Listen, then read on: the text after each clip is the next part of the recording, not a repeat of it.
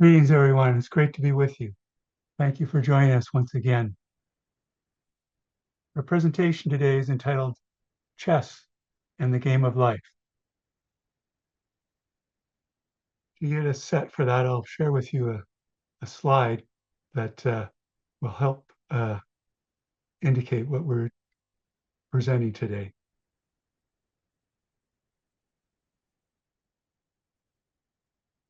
You'll see before you now, if you can picture yourself in the spring of 1959. We're in Zurich, Switzerland, one of the major chess matches. You can see the rapt attention of the audience, applying what the Rosicrucians would say is the law of concentration. On the right is Grandmaster Mikhail Tal from Riga, Latvia. He's 22 years old. He's one of the most formidable chess players in the world. On the left is Bobby Fischer, born in Chicago, later moving with his family in New York City. He's 16 years of age. He's already one of the most powerful chess players in the world. He's not used to losing. But Mikhail Tal would humble him. However, Fischer would learn from Tal as he would study the other Soviet masters' games. You can notice the flags on the left is the United States. On the right was then, of course, in the days of the Soviet Union.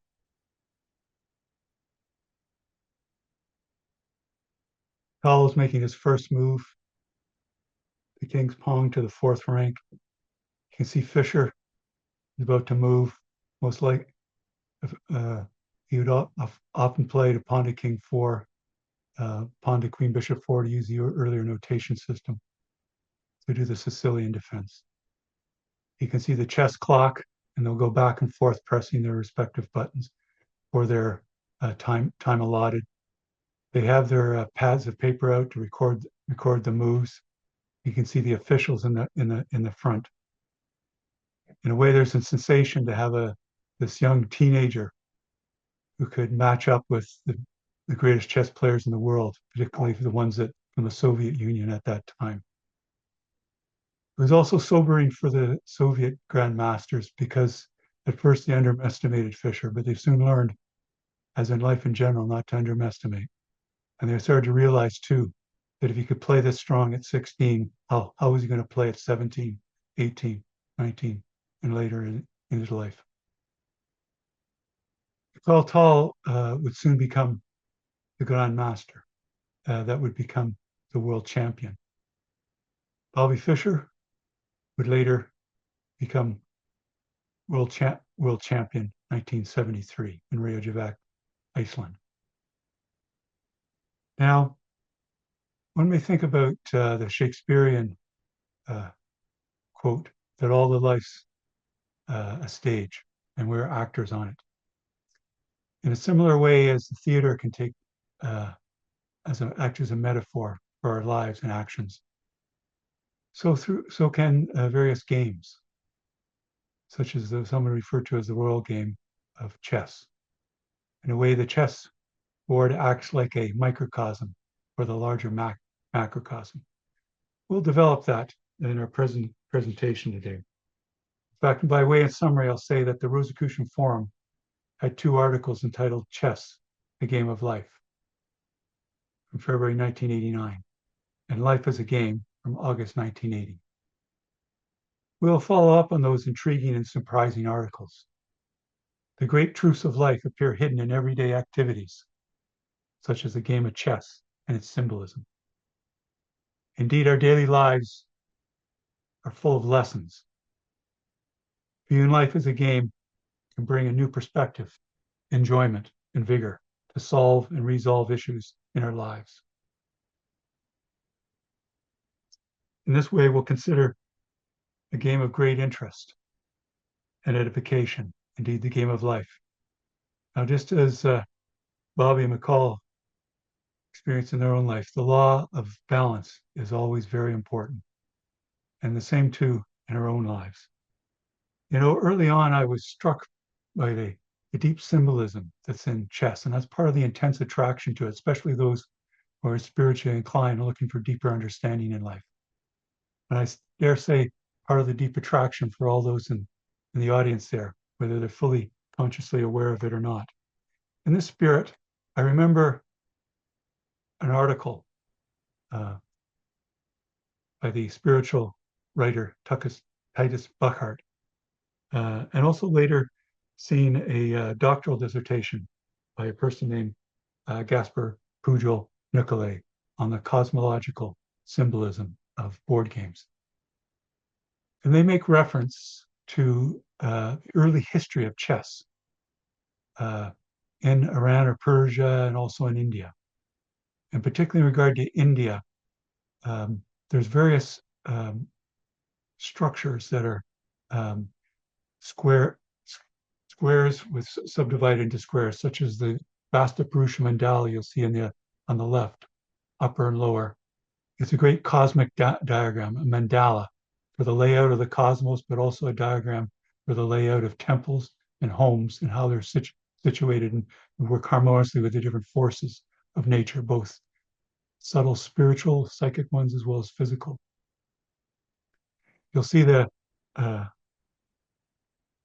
cosmic being here facing down in the sets of squares in a way analogous to our own cosmic nature and being in the image of the divine.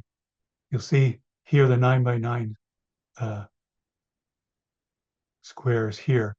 There's also other diagrams associated with the Vasta Purusha Mandala, other Vasta diagrams and mandalas, such as an 8x8 one. The chess is thought to have found its board structure from as an 8-fold structure of 8x8. You'll see laid out here a game with Bobby Fischer and McCall Tall and their chess pieces. They're partway through their game, sort of later stages of the opening, which would then move to the mid game and then the end game if it lasts that long. In a similar fashion to this, we can keep in mind that in a way chess is operating on a cosmic diagram, similar to what we see before us here. That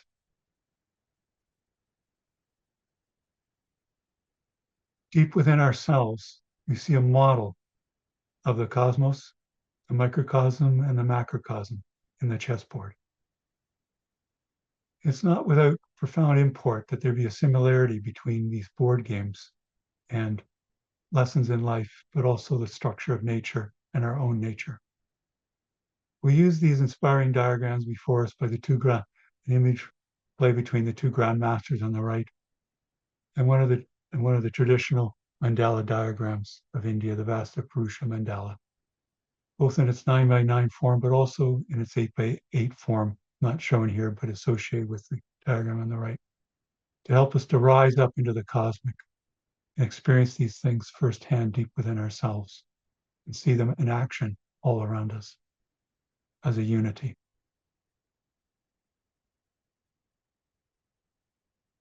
Labeled on the left are various divine beings or gods, with Brahma at the center. Indeed, he was the center of action in the chessboard as well. We'll rise up into the heights to that place of Brahma, the center, when we do our meditation. You notice that the mandala is situated on the 4 cardinal directions, south at the lower, in the lower register, for which would then partake of the cosmic structure or orientation. Similarly, when we meditate, we'll orientate ourselves with the cosmos. This time, I invite you to close your eyes, taking in these inspiring images. Enjoying the fact that there's so much wisdom just beneath the surface if we're vigilant as students of life, as students of mysticism.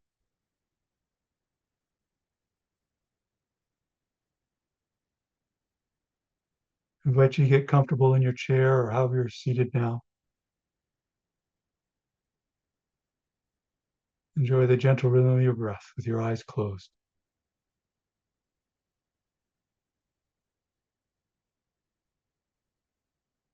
See that you can breathe in an unencumbered way.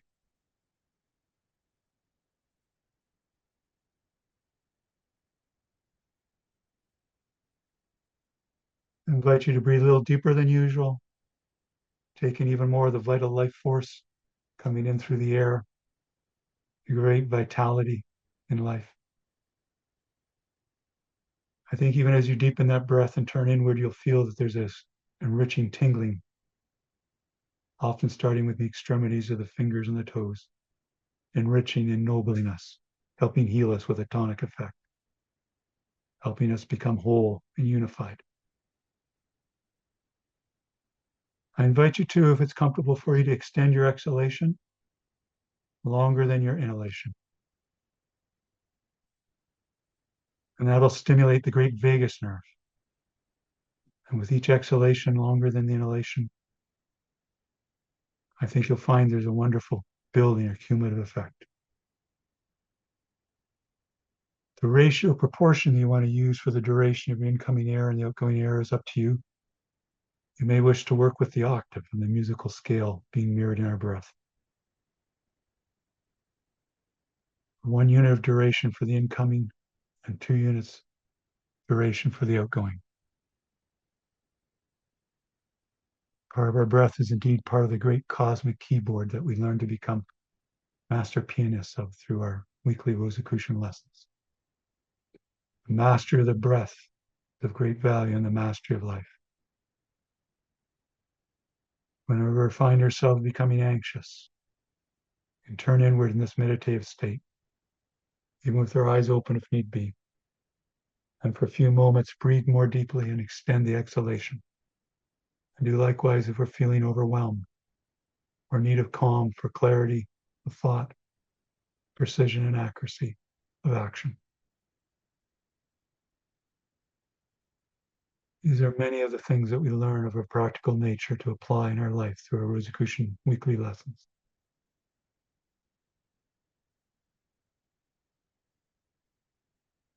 Let's continue to enjoy the gentle rhythm of the breath.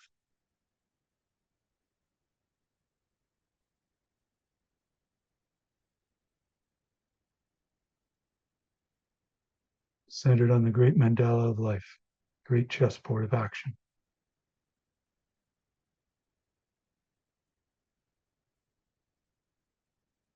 Soon we'll follow further the instructions of the booklet Liber 777, which I'll give you resources on later on before the end of the presentation. We keep following our breath, applying the law of purification. We'll apply that law further by inviting you now to say the following prayer and invocation with me. May the divine essence of the cosmic infuse my being and cleanse me of all impurities of mind and body, that I may enter the celestial sanctum and attune in pureness and in worthiness. So mote it be. Now let us visualize ourselves rising up from our home, office, or building where we're at, using all our psychic capacity and imaginative faculties to rise higher and higher above our neighborhood, above our local geographic area,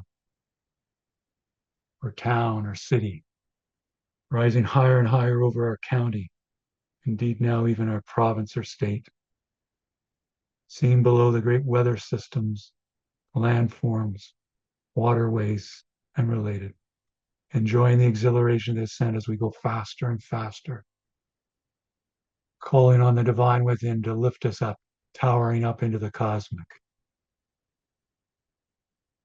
Now up over our great nation, our country, indeed now even up over our continent, and now the hemisphere where we dwell, and now the entire temple of the earth, the beautiful blue jewel of a planet we call home. Let us rise up higher and higher and see the elliptical orbits of the planets The great fiery ball of the sun, our local star, which all planets are evolving about. And see the harmony of the motions and actions. So we rise higher and higher, enjoying the exhilaration of the ascent, going way beyond the speed of light, transcending space and time now. As we gradually move from the finite plane to the infinite plane, and they're mirroring of each other. As we rise higher and higher, we pass myriad stars and stellar phenomena, quasars and pulsars, and cosmic web connecting the stars, the galaxies, and see the nebulae and sense the presence of the black holes balancing the universe. And see the great spiraling arms of our galaxy, the Milky Way galaxy, wondrous beauty in action. Let us pass out from that arm, the galaxy, and look back at its wondrous, beautiful form and colors, sensing things both physically, psychically, and overall spiritually. Experience the harmony of the spheres that philosophers and mystics have spoken of since ancient times, not only as a philosophical concept, but even more profoundly as an experience now. We rise higher and higher, faster and faster, enjoying the exhilaration and wonder and awe of the ascent. Using great inner spiritual force to rise higher and higher, past many galaxies and stars, even clusters of galaxies, and even clusters of galaxies known as superclusters. Enjoying the beauty and wonder of it all, sensing the full range of vibrations on all the octaves of the cosmic keyboard that we study in our Rosicrucian lessons and learn to master in harmony. Higher and higher, faster and faster. So we go deeper and deeper into the cosmos.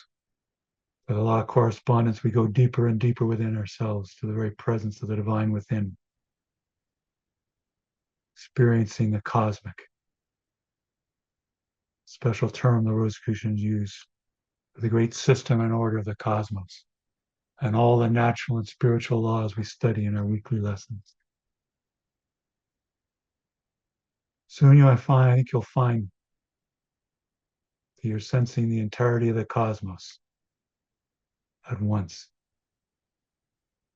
And the whole universe revolving about a great cosmic axis, mirroring the axis of the Earth, mirroring the axis of the Milky Way, mirroring the axis that is our spine of our holy temple, the body. When you sense the presence of that cosmic axis, speed towards it, particularly its midpoint, the very center of the universe. When you sense the presence of that midpoint, slow up. And when you reach it, stay there and dwell in awe and wonder. The great revolving universe all about you. Feeling the matching microcosm and macrocosm. The great sacred diagram and mandala of the universe. Like the great chessboard of life, with all its rules and actions and pieces, working in harmony through the inner mastermind, the master within, the divine within. And when you're ready, I invite you to apply further the instructions of the Rosicrucian booklet, Liber 777. You may wish to choose your particular sacred space. It may simply be on this occasion. Inspiring chessboard with beautiful pieces, symbolizing a sacred place, a place of divine action and guidance. Or maybe simply the cosmos all about you, its great awe and wonder. Or maybe a temple back on earth, a mesocosm mirroring the microcosm and macrocosm. or maybe a spiritual or inspiring place in nature, like a sacred grove, or a seashore or lakeshore, suggesting the infinite as the waves lap in, or a high vantage point on a hill or a mountain, suggesting the vast view, the consciousness of the cosmic. Fill in now the sights and the sounds, the overall spiritual impression, psychic impressions, emotional, physical impressions. Feel the exhilaration to be at the height of the celestial sanctum, this high point in consciousness. Continue to fill in your visualization of the celestial sanctum. You may wish to picture murals or stained glass windows depicting Rosicrucian and mystical laws and principles, or incense rising up, symbolizing the law of transmutation, just as we rose up and delved deep into this sacred place, the center of the cosmos, the center of our being. You may wish to picture with you seekers on the conference call with us now. Grand Lodge and Supreme Grand Lodge officers of the Rosicrucian Order Amor conducting a sacred convocation. The presence of the visible and invisible masters. Enjoy the filling in of impressions, your sacred space, your celestial sanctum. Feel the enrichment, the ennoblement, the healing in doing it.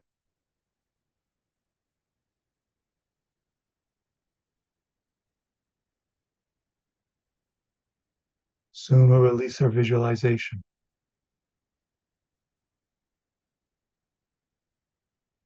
I invite you to say with me now to release the visualization into the subconscious mind, into the cosmic mind by saying, if it pleases the cosmic, it is done. So mote it be.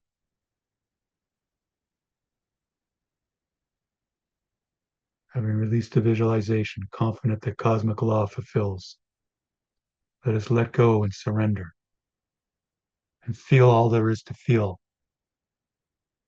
applying the law of silence now.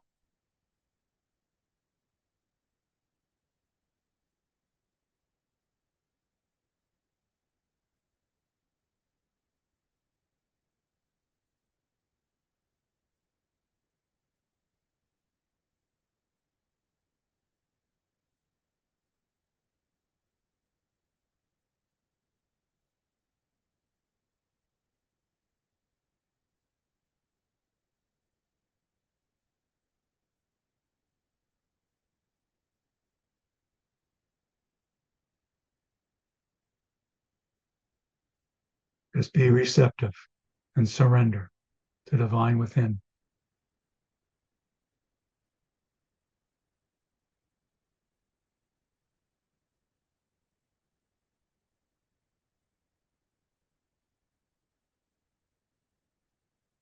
Whatever unfolds, just keep coming back to the discipline of the breath, the incoming and the great outgoing, and the still center of your being, the center of the cosmos.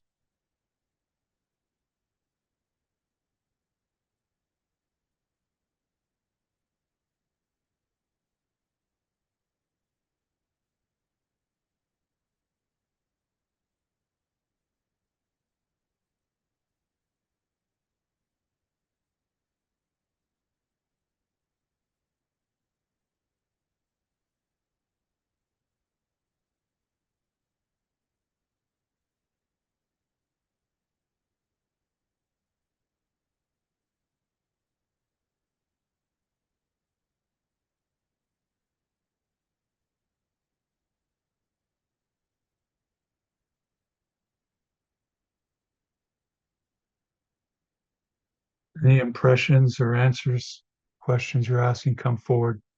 Take note of them, but then return to this deep stillness.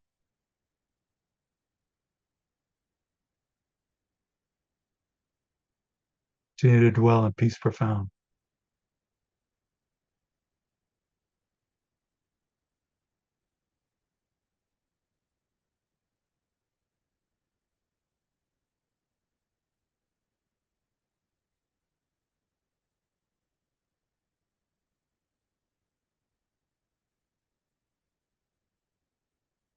Now continue our meditation period.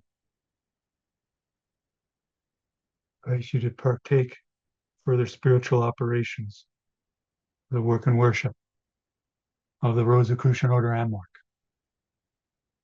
I invite you at this time for us to apply the law of assumption and the law of cosmic attunement further.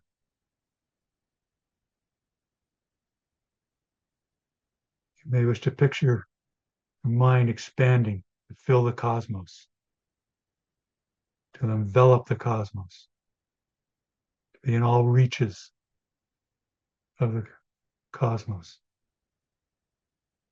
and sensing the universal intelligence back of the cosmos, the cosmic. And experience now as the cosmic experiences. Be the cosmic.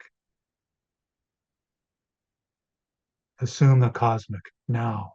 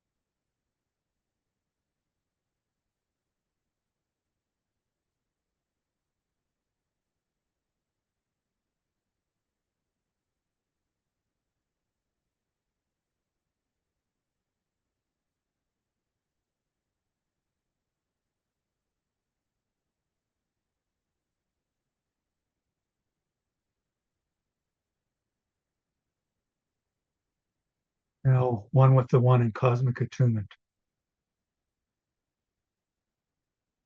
Let us undertake a further spiritual operation of the work and worship of the Rosicrucian Order Amorc.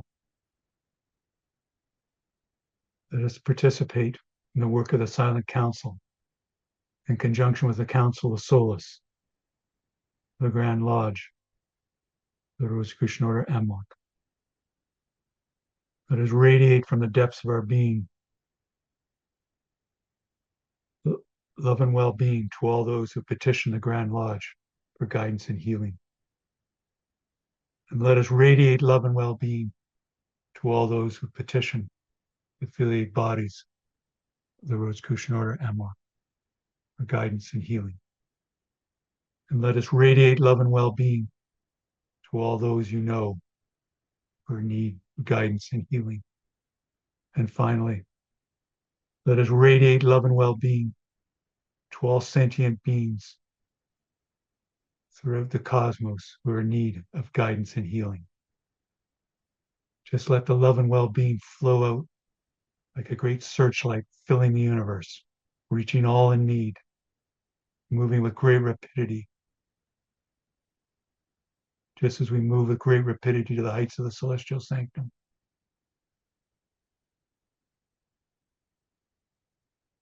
As the love and well-being flows out like a great searchlight, I think you'll find at a certain point it speeds up, and you know you're reaching those in need. And no longer any conscious effort is required. The divine within continues fully in the operation. And when that happens, let the flow of love and well-being continue, and continue to surrender at one with the one in the sending of metaphysical aid.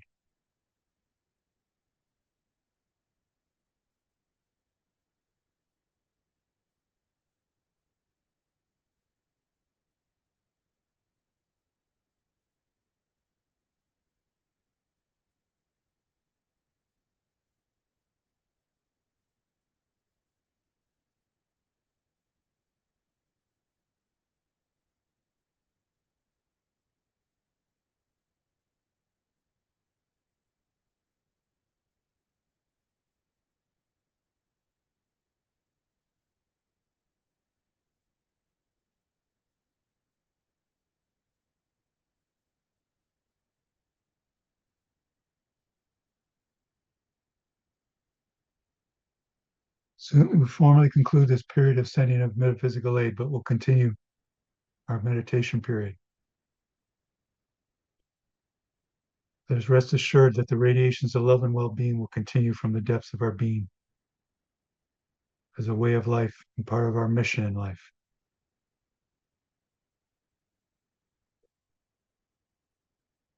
To conclude this application of the law, cosmic attunement, the law of service, I invite you to say with me now, cosmic law fulfills. If it pleases the cosmic, it is done. So mote it be. And let's continue a while longer to dwell at the heights of the celestial sanctum. It is our true nature and birthright to dwell here and express it in all that we do.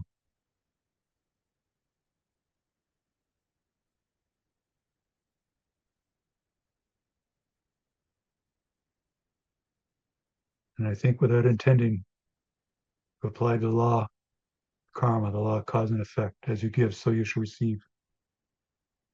The great tonic effect of participating in a period of sending of metaphysical aid.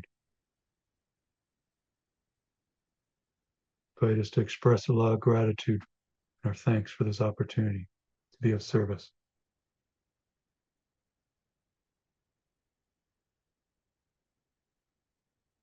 To have before us the great chessboard of life.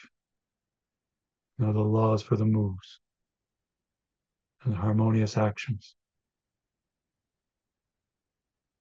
Before we begin our ascent from the heights of the celestial sanctum,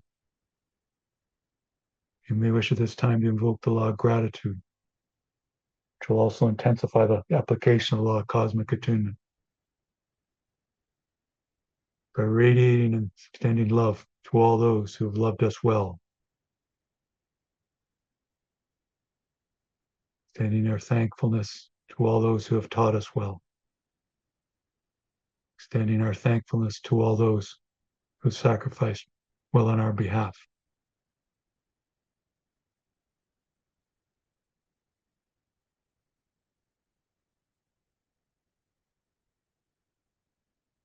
Whether they're incarnated or not, they will be contacted.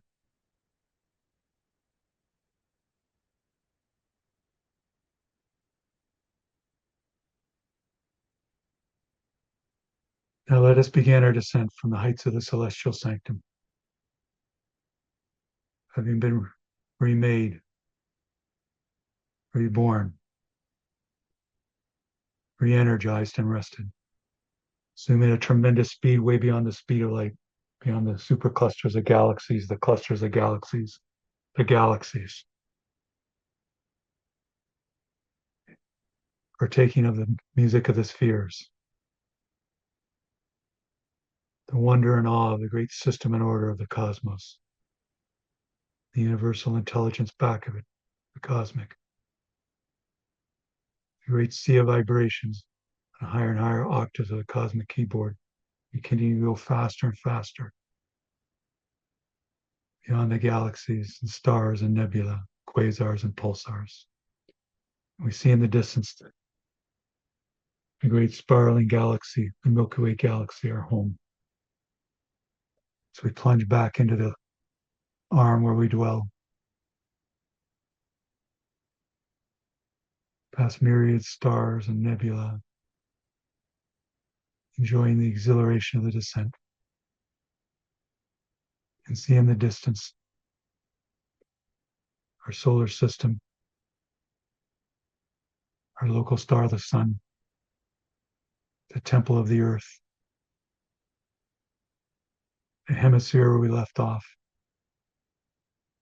the continent, great nation or country, the province or state, our county, our local geographic area or town or city, our neighborhood. I invite you to say with me now, following prayer and invocation. May the God of my heart sanctify this attunement of self with the celestial sanctum. So mote it be. And let us continue to send from the building officer home where we left off, back in the room where we left off, and however we're situated, lying down or seated. It's time you may wish to stretch and open your eyes, and feeling the cosmic sense all the more activated and aware, sensing the master within, our true guide in life and true nature with us and one with now. Thank you, everyone. We'll continue our presentation now. We've spoken of chess, the metaphor it has for life, but also suggestive of the great cosmic order. The cosmic and the cosmos is depicted in this inspiring work and illustration before us. The various actions of the chess pieces are like unto those that are part of us, and also in our environment, in our action with others, in our relationships, but also our interrelationships with the entirety of the micro and macrocosm. Now, chess has been used as a metaphor in a variety of ways in living.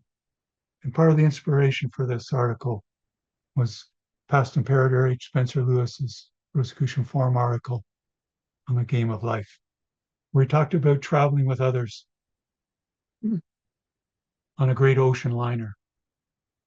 And during some days, they had rocky weather.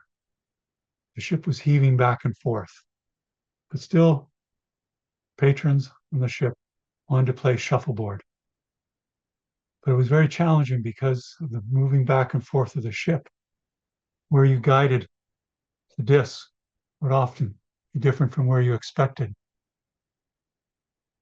And Imperator mentioned that there were some on the sidelines that said, well, it can't be done. You'll just have to wait till there's calmer weather.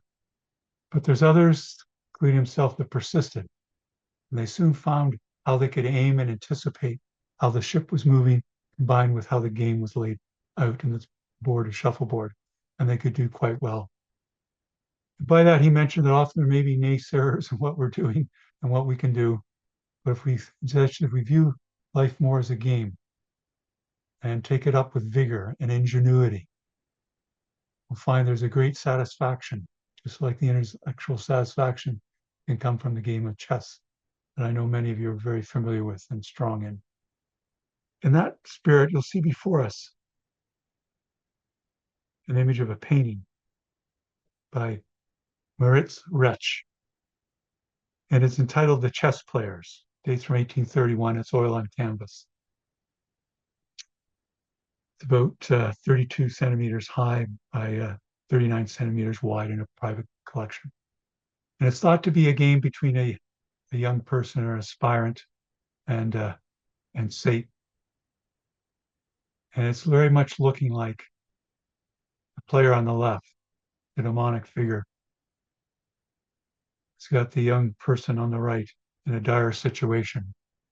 Some say in the symbolism that the game is over a young person's soul, while an angelic figure looks on compassionately, in a way trying to uplift the young person. Young person with their hand in their head trying to concentrate. Demonic figure on the left thinking, okay, I've got him now.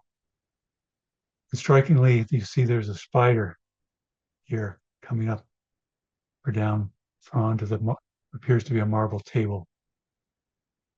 And the gilded symbolism of the figures all around. There's a legend that the great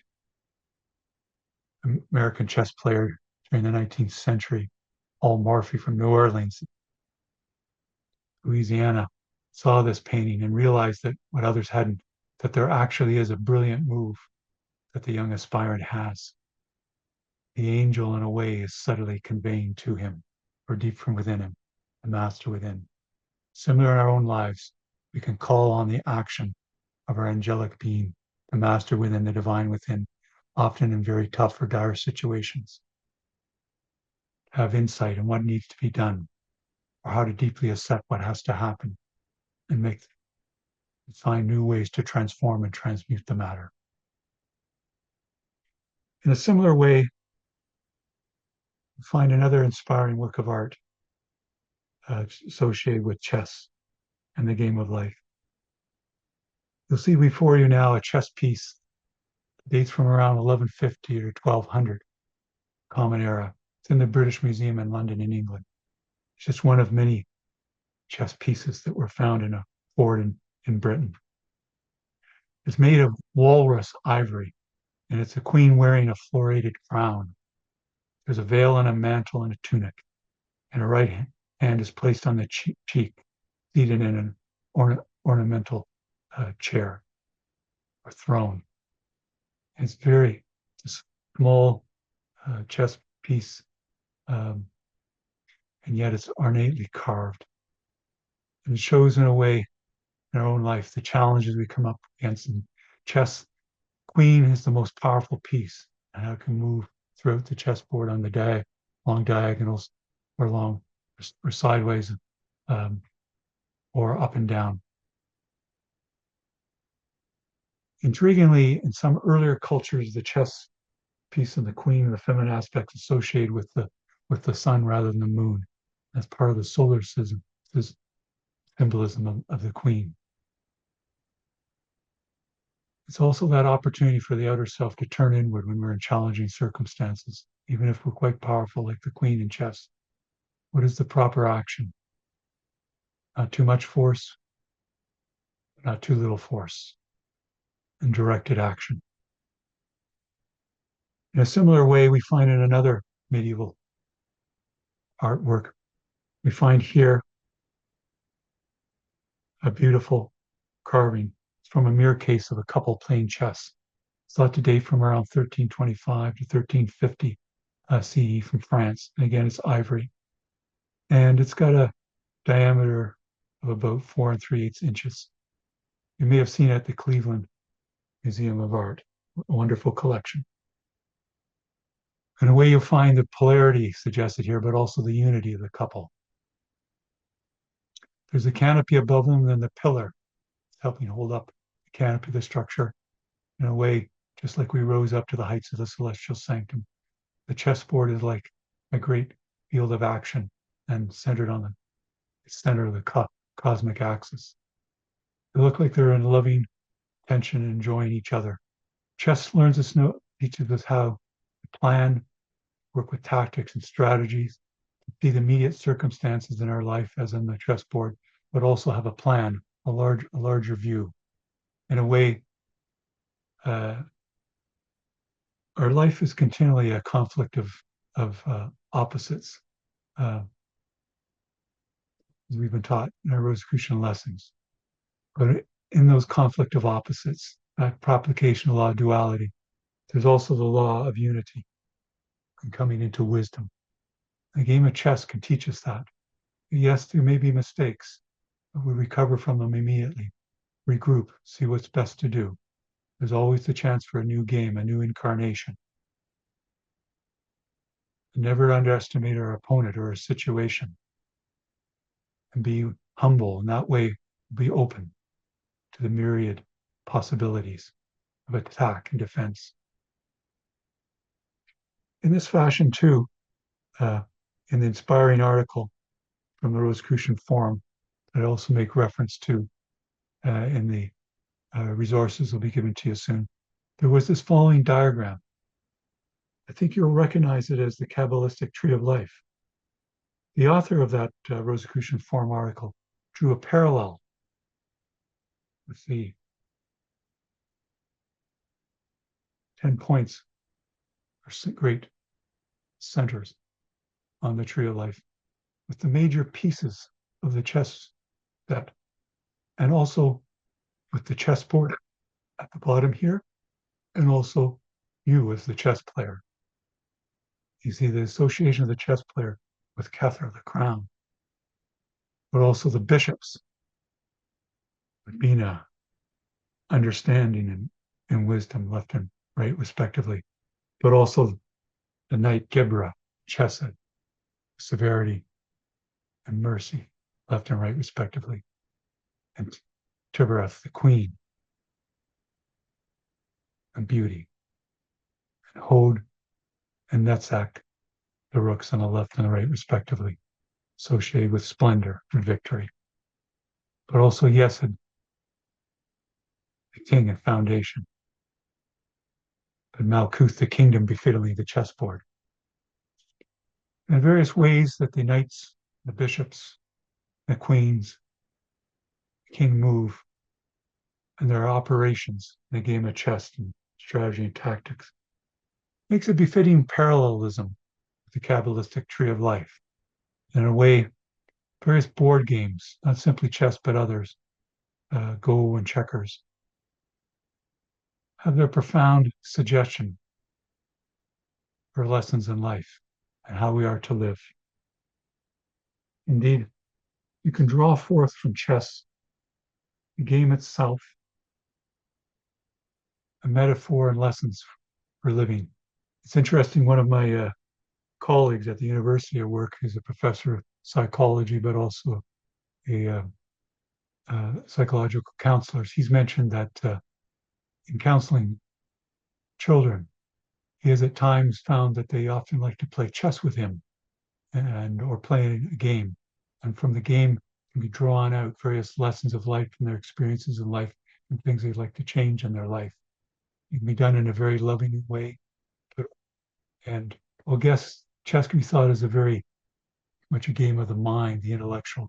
But I assure you, because I think you found yourself, it's an intensely emotional game, but it's one that it involves wisdom. Can't remain calm, so one can play accurately and clearly, just in playing in life. And beautifully, as I mentioned, colleague playing chess with children, often around 8 or 9 years and up. But many things in their life can be revealed, and they can share deeply, and they can see the parallelism between the chessboard and their own chessboard and living. So too in our own life. Also, just as the Kabbalistic tree of life gathers up all the forces of the universe that we encountered through our period of meditation and rising to the heights of the celestial sanctum and sending metaphysical aid, so we can find in everyday experiences deeper lessons.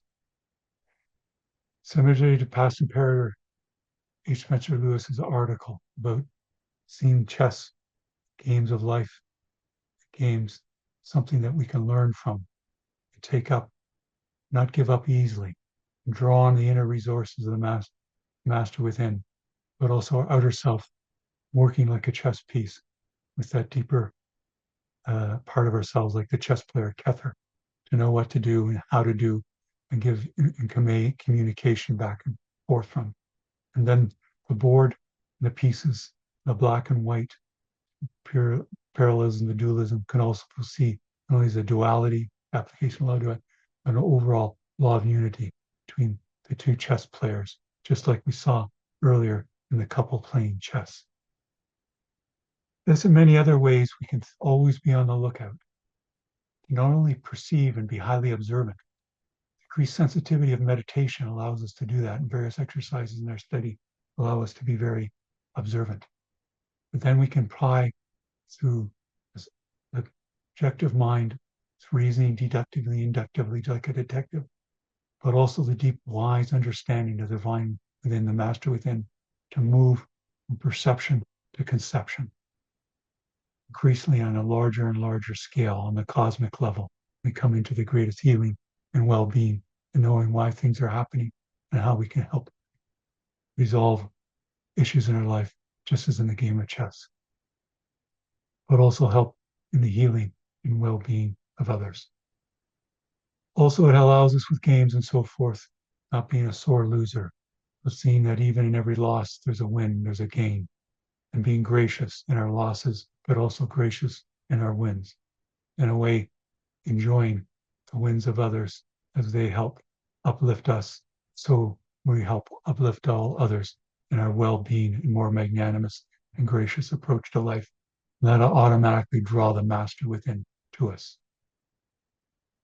So at this time, before I conclude, I'll invite Karen to paste in the chat. There'll be 3 pastes of the resources for you today if you wish to follow up more on them, including those Rosicrucian Forum articles. If you are already a Rosicrucian student, you can log into the rosicrucian.org website and access the Rosicrucian Forum archive. Also, invite Karen to upload for you a PDF with all the resources on it as well, which I think you'll find easier to get the resources that way by downloading. So by way of conclusion now, we've been following up on the Rosicrucian Forum articles that were entitled Chess, the Game of Life from 1989 and Life as a Game from 1980. And those intriguing and surprising articles reveal that great truths of life can appear hidden in everyday living and activities, such as the game of chess and its symbolism. And that throughout life, there's many lessons for us if we're on the lookout for and have the courage to accept and be enriched by them. And in viewing life as a game can bring a new perspective, a new enjoyment and vigor to solve and resolve issues. Many we may have thought were insurmountable. In this way, we've considered game of life a great metaphor, a game of great interest and edification for us. Thank you, everyone.